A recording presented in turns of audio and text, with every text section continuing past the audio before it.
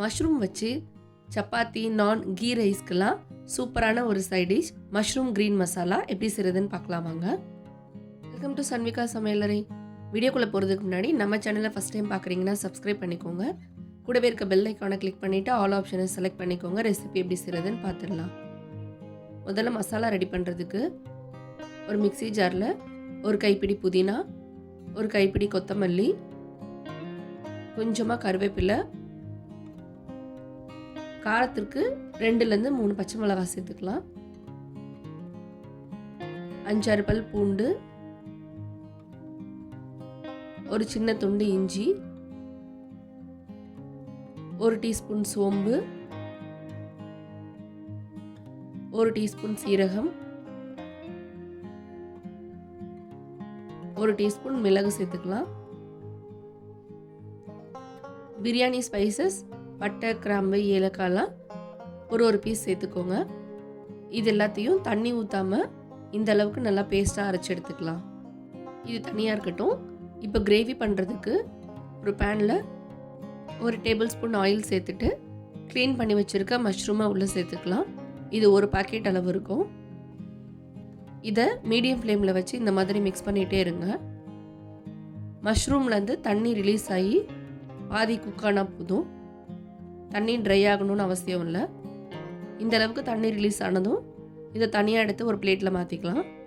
இப்போ அதே பேனில் 1 table spoon butter, 1 table spoon oil சேர்த்துட்டு பட்டர் மெல்ட் ஆனதும் 1 கப் பொடியாக சாப் பண்ண வெங்காயம் சேர்த்துக்கலாம்.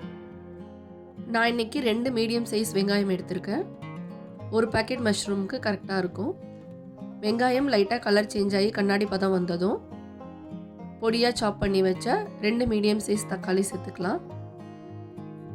இதையும் நல்லா இந்த மாதிரி வதக்கி விடுங்க. தக்காளி நல்லா சாஃப்டாக வதங்கினதும் கிரேவிக்கு தேவையான அளவு உப்பு சேர்த்துக்கலாம். ஒரு தடவை நல்லா கலந்து விட்டுட்டு நம்ம அரைச்சி வச்சுருக்க மசாலா பேஸ்ட்டை உள்ளே சேர்த்துக்கலாம். உங்களுக்கு கிரேவி எந்த அளவுக்கு வேணுமோ அந்த அளவுக்கு தண்ணி சேர்த்துக்கோங்க. இதையும் நல்லா இந்த மாதிரி எல்லாத்துலேயும் கலந்து விட்டுட்டு மூடி போட்டு ஒரு 5லேருந்து 10 நிமிஷம் எண்ணெய் நல்லா பிரிஞ்சு வர வரைக்கும் வேக விடலாம்.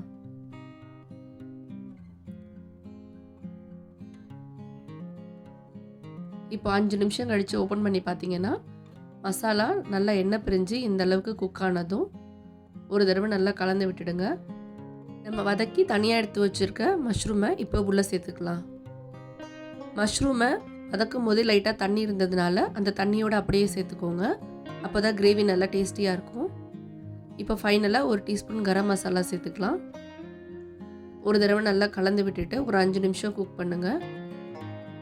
இப்போ ஃப்ளேவருக்காக ஒரு பச்சை மிளகாவை கீறி சேர்த்துக்கலாம். இப்போ மறுபடியும் நல்லா கலந்து விட்டுட்டு ஒரு 5 நிமிஷம் மீடியம் ஃப்ளேமில் வச்சு எடுத்தீங்கன்னா சூப்பரான மஷ்ரூம் கிரீன் மசாலா ரெடி.